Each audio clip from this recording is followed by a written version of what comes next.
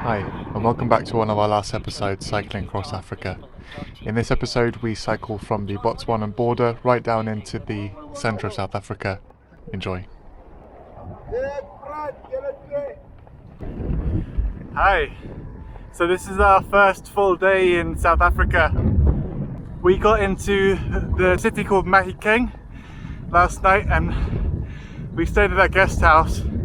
It felt pretty safe in the evening, and then when we went out in the morning to find SIM cards, I then felt, yeah, I see why people say the city isn't safe. Lots of big groups of guys standing around doing nothing. Kind of intimidating, like just a different vibe from the other countries in Africa. Lots of people are speaking Afrikaans to me. I don't know enough to kind of speak it back, but it's very, very satisfying being able to understand, because Dutch and Afrikaans is kind of like 80% similar. But I would say it feels like when I hear someone speaking Afrikaans, I have to kind of like dig down and then I know what the words are underneath, because there's a very heavy accent and there's lots of slang. But it's very satisfying being able to hear what people are shouting at me.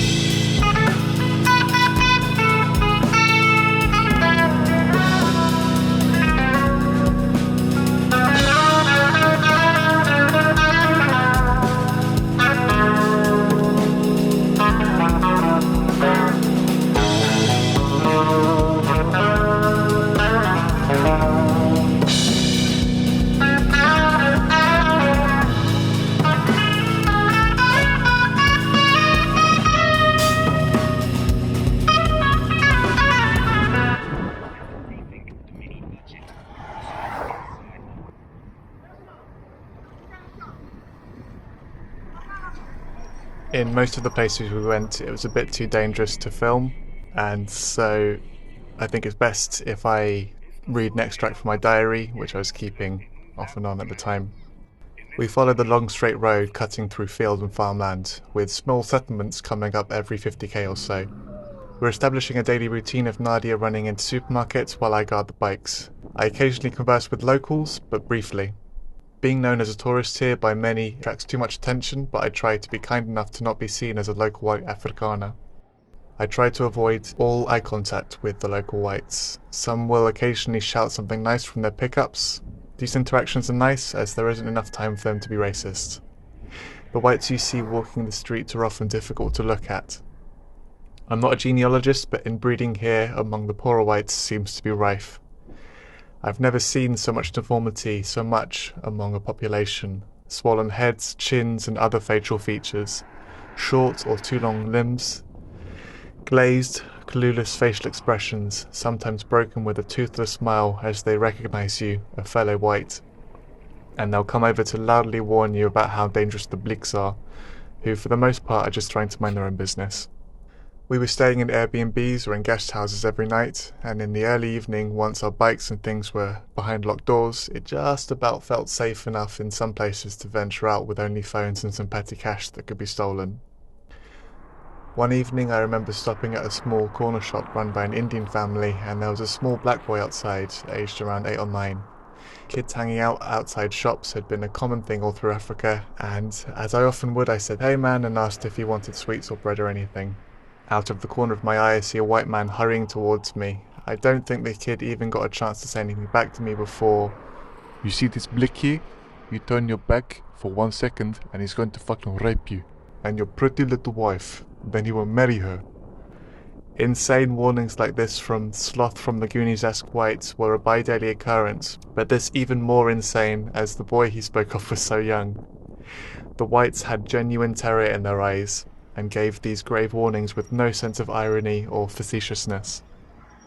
It feels wrong to be here as a tourist, like turning up to the site of a recent plane crash and walking among the wreckage in flip-flops and a Hawaiian shirt.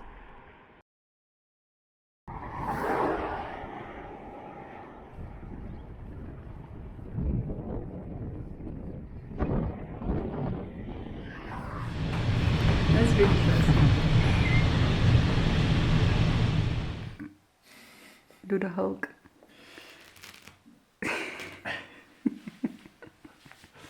Oh no.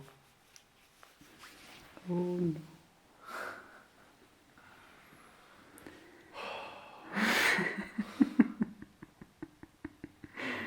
So sad. Sausage. Break it a bit more. Oh, that's it. Thank you. Okay. I regret not buying apples.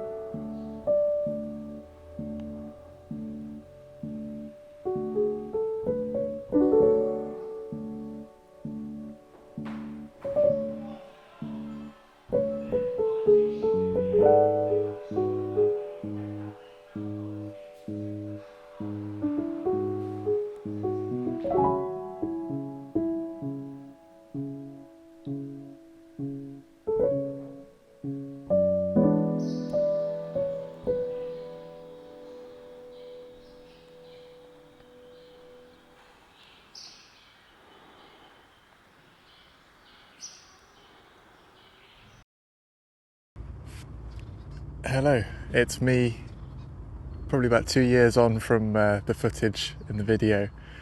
I needed to add another bit at the end of the video because quite a lot of footage was lost from my chest GoPro. What kind of happened that needs explaining is we chose to visit an all-white town in South Africa called Oranje. We did so because it was suggested by a Zambian prince who we'd met in Zambia, who was a historian called Kelvin, who is the Zambian Bemba prince who told us about this place. Kelvin is mixed race, and he said he came here and anyone who's not white has to leave the town by 6 p.m. How was his experience? He said it's something that needs to be seen. I don't remember him saying anything. I think he just left it at that. So that piqued our curiosity to see how life was during apartheid in a white-only town. So let's go.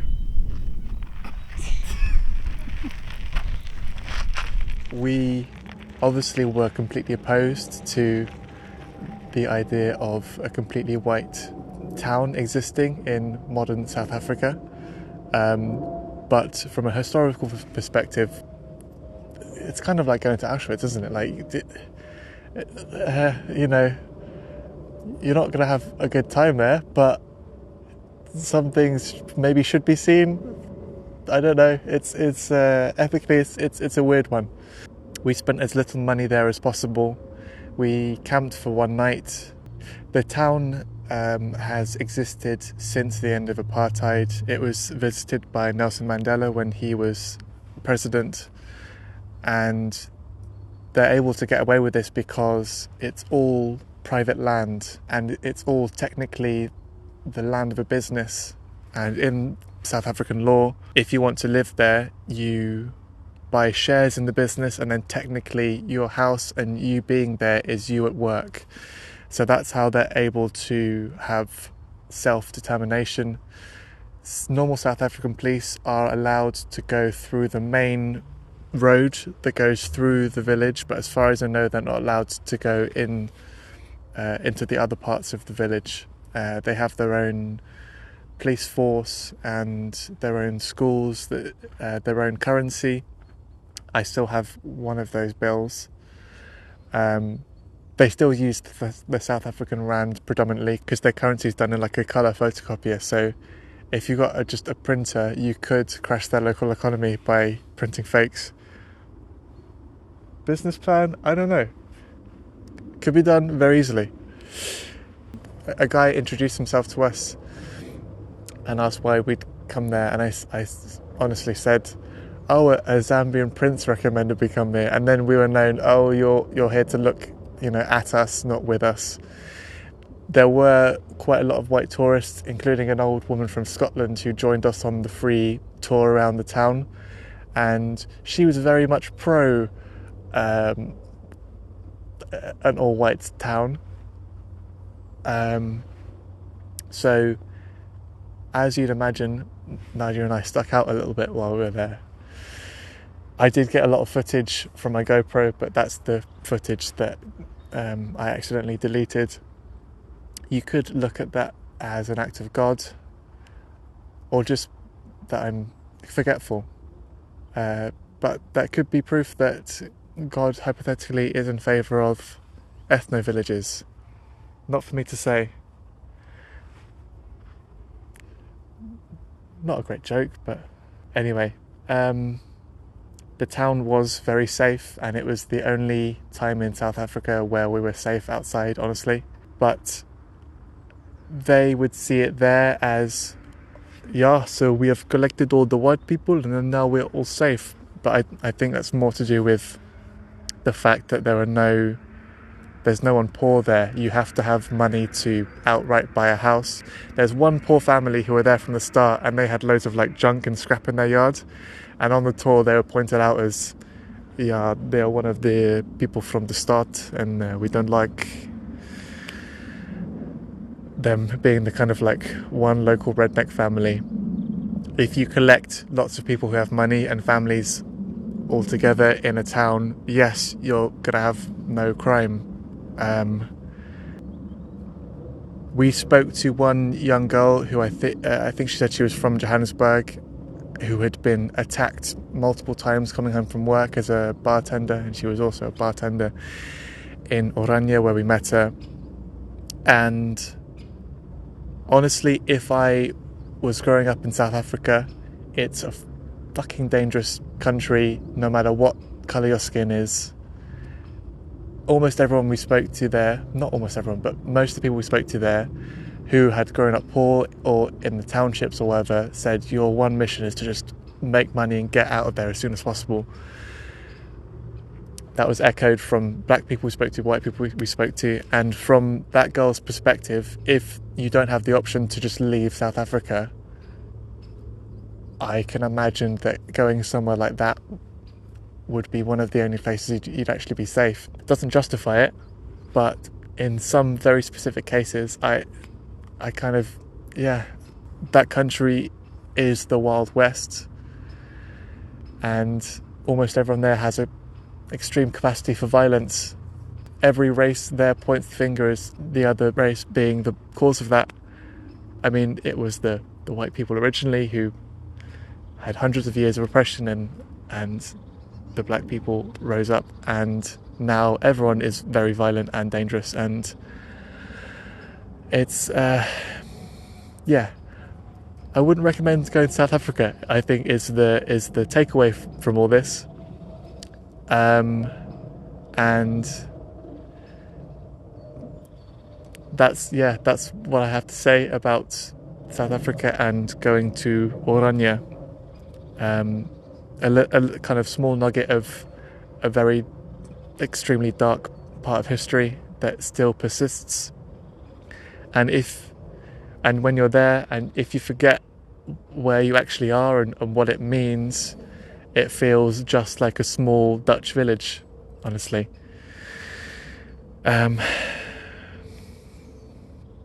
Yeah, I'll leave it at that. Thank you for watching, and the next episode will be the last one from South Africa, and then will come stuff from the present day. Thank you for watching, and see you next time.